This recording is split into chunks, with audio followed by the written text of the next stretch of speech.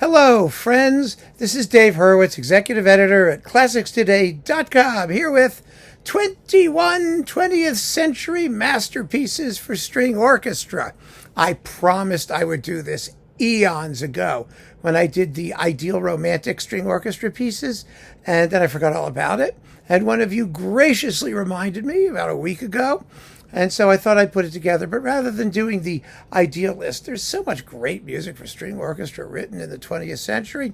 I just figured I'd make a sort of more of an essential list than the ideal list. I mean, as if there's a difference. It doesn't matter. But here they are. Now, some of these will be very familiar to many of you. Others may not be familiar at all. But they're all terrific.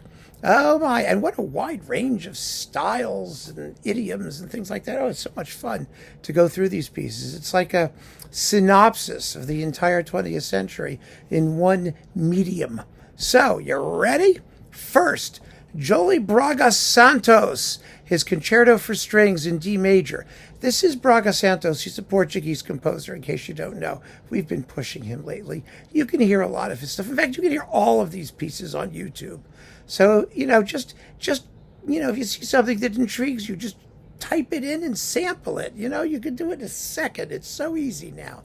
Anyway, Braga Santos is a first-rate composer, and his Concerto for Strings in D major was written during his most Vaughan Williamsy period, an early period when he was using that sort of modal writing that Vaughan Williams and Respighi and those people were doing.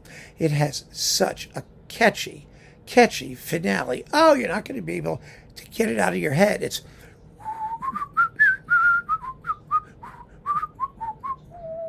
well, that was terrible, wasn't it? Well, it's terrible too, but you get the idea. It's really, really fun. It's marvelous. Along similar lines, to be quite honest, is Tippett's glorious Concerto for Double String Orchestra, full of rhythmic tricks and wonderful tunes. Oh my goodness. Da da da da da da da da da da da da da da da da da da.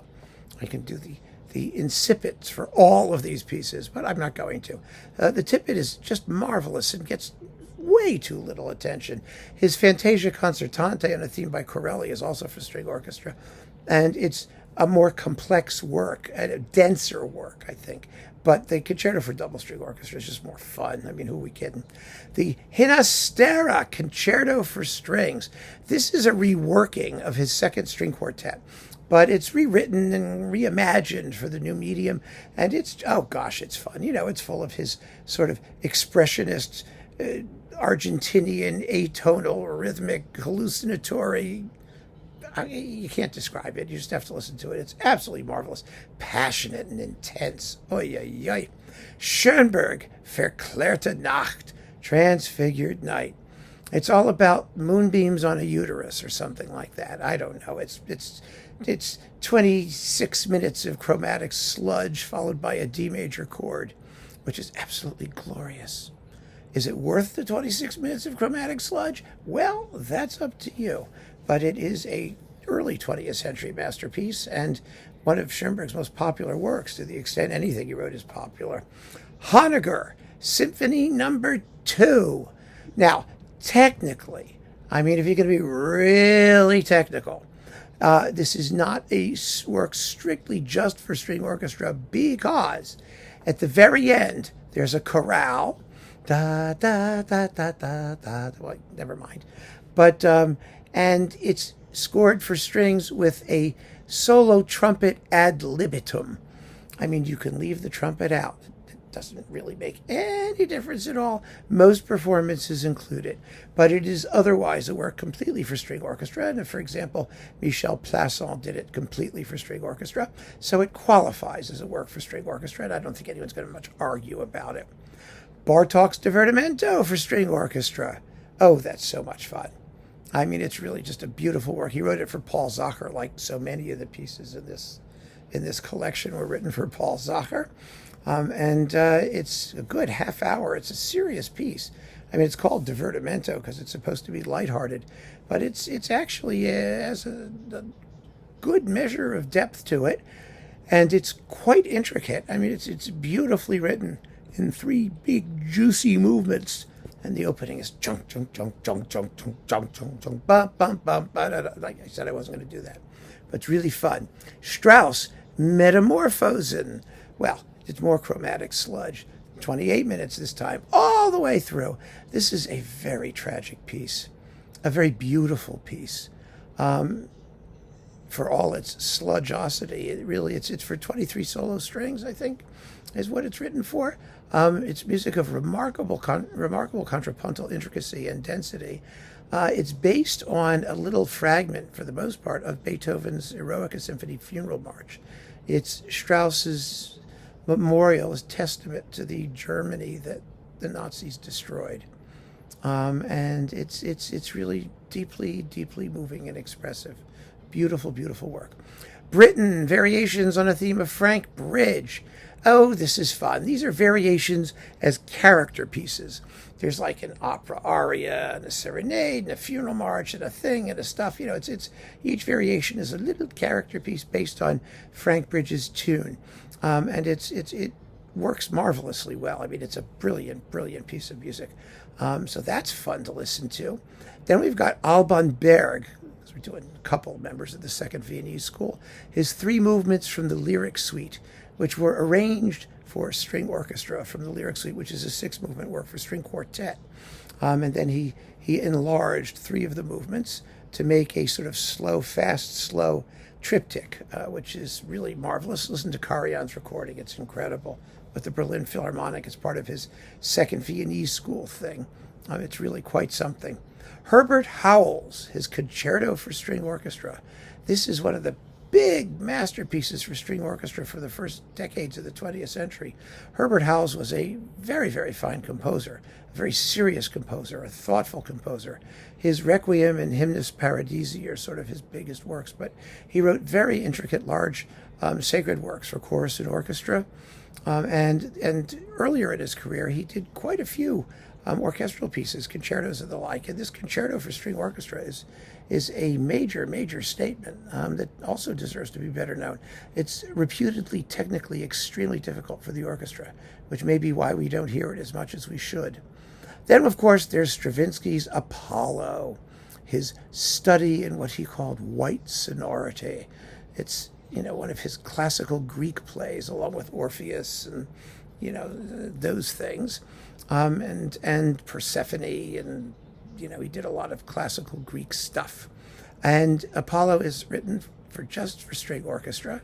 It needs to be played with a certain lightness, if it isn't to be just sort of annoying. But it is a great work when well played, when well performed. It's absolutely beautifully serene and pure, and also neo-Baroque. It has an ornateness to it it's very, very interesting. Like so much of Stravinsky, it's very smart. He was a brilliant guy, and his music is challenging in all kinds of good ways.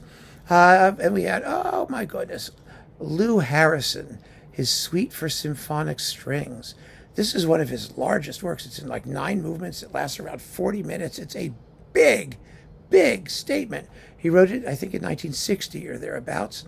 And it has, his preoccupation with Eastern melodies, with Baroque forms, with counterpoint, it's got everything in it. Oh, it's so much fun. It's a great work, an absolutely great work. If you don't know it, you really owe it to yourself to hear it. Oh, and we've got to have a film score.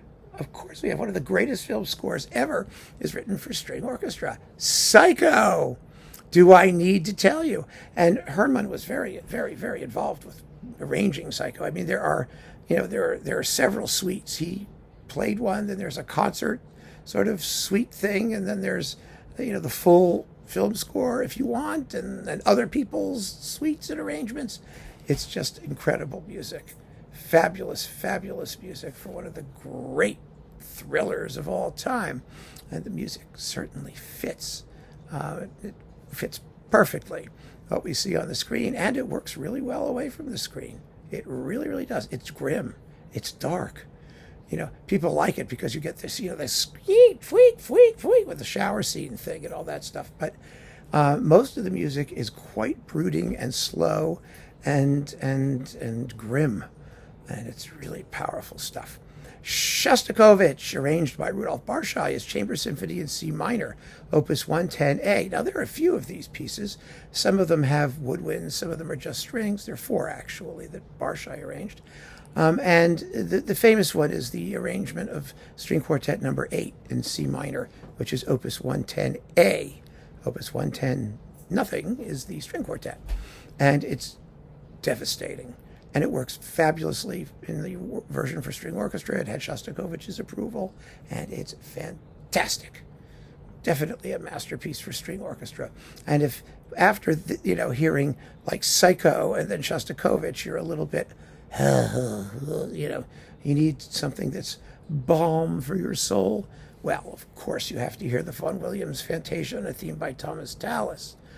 Barely makes it into the 20th century, actually. We're talking the first decade or so of the 20th century. But wow, is it the most beautiful piece of music for strings ever written? Is it? I'd be hard-pressed to say no. It's pretty amazing. And once you've heard it, you'll be hooked for life. It's just impossible not to fall in love with it. It's so beautiful.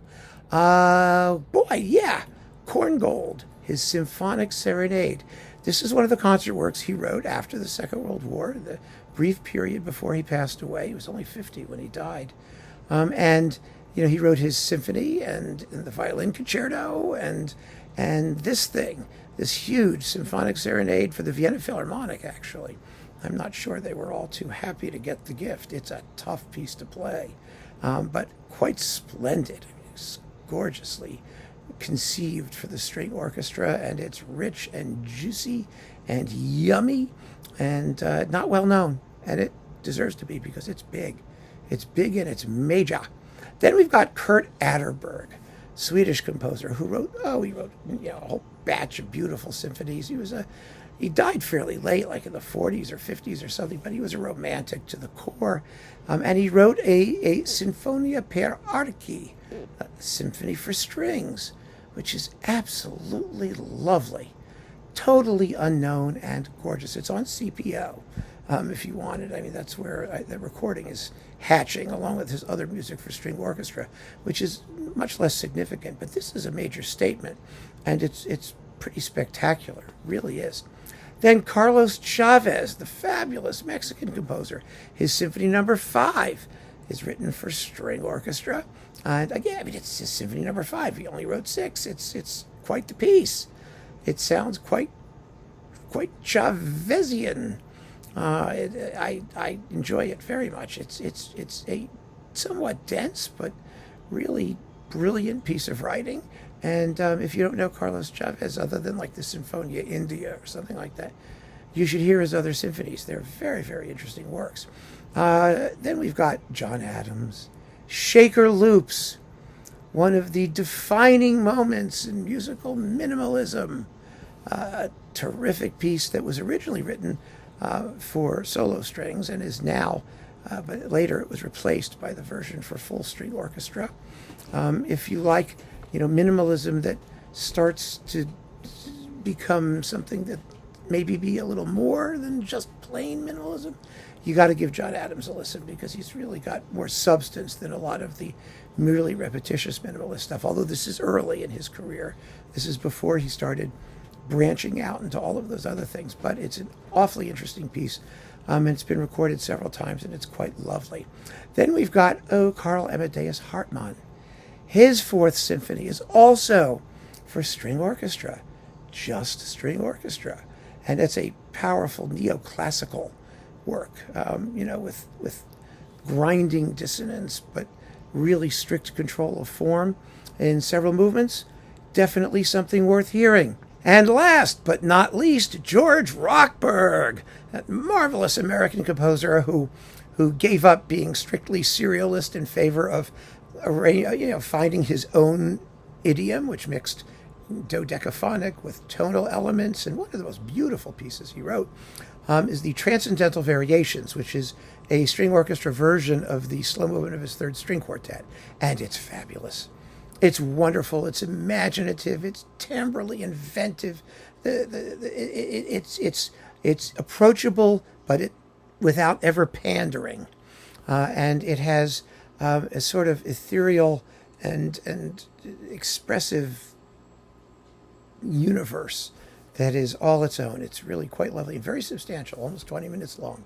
A terrific work for string orchestra. So there you have it.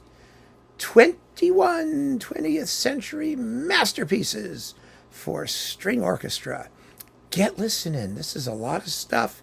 It should keep you busy for a while. I guarantee it. And happily so, for sure. So keep on listening, friends. Thanks so much for joining me. Take care.